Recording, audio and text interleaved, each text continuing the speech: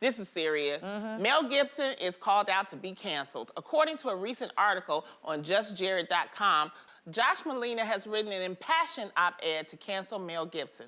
Josh's op-ed titled "Cancel Mel Gibson," published by The Atlantic, states, Gibson is a well-known Jew hater. Anti-Semite is too mild. His prejudiced beliefs are well documented. So my question is, what does a guy have to do these days to get put on Hollywood's no-fly list? I'm a character actor. I tend to take the jobs that come my way. But, and this hurts to write, you couldn't pay me enough to work with Mel Gibson. Ladies, what are your thoughts on this?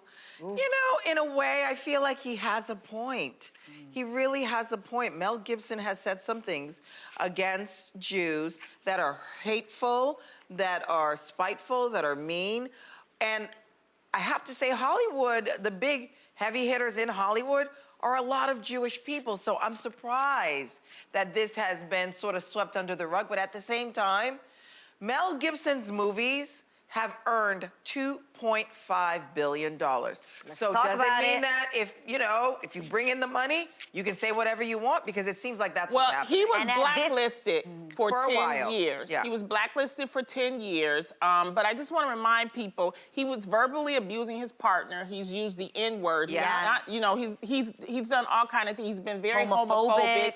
He also had his alcoholism, which got him arrested for drinking and driving in 2006. Yep. But he was blacklisted for like 10 years. Then he made Hacksaw Ridge, which was a movie that got a lot of Oscars. It got a lot of money. And then you know what? Hollywood was like, whoa, come back. It's over.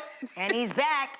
He's exactly back. And right. that's what it is. And I agree with you, Garcelle. When it comes to money, that's what Hollywood is about. Where does the money come from, Lonnie? The money comes from the people. So let's talk about that. You're asking this question, who cancels people? It's not just Hollywood.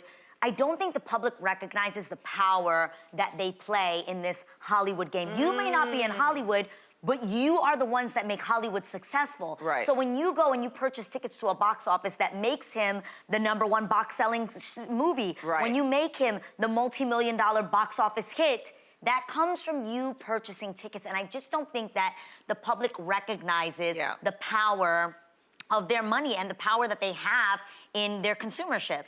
So I throw it back at the public in the sense of, don't go to see his films. If this man does not stand for things that you agree with, do not support his films.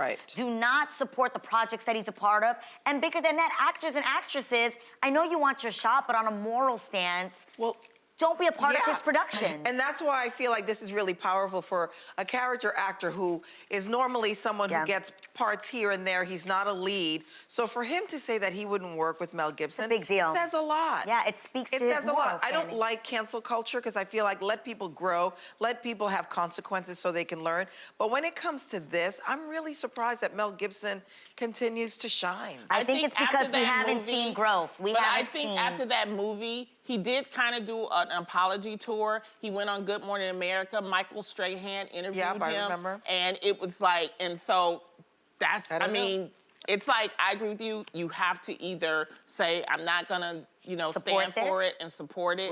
Or he's just gonna, they feel like maybe 10 years was enough. He's back. It's all a choice. I personally think that forgiveness really comes when you see some sort of change. Well, yeah. And you can't keep saying sorry and we don't see any actual Well, has he done change. anything yet? I mean, since he did that movie, I don't think he's done anything. But like you said, people keep going into the movies to support his movies. Do not. Yeah, I think they think that 10 years has been enough. That's why he keeps getting, it takes money. He's worth reportedly $425 million. Yeah. So where did he get that money from? From us, the public, supporting him. And that's the reason why Josh wrote the op-ed to keep people informed. So it's up to you to decide whether you want to keep supporting him or not. I hear that.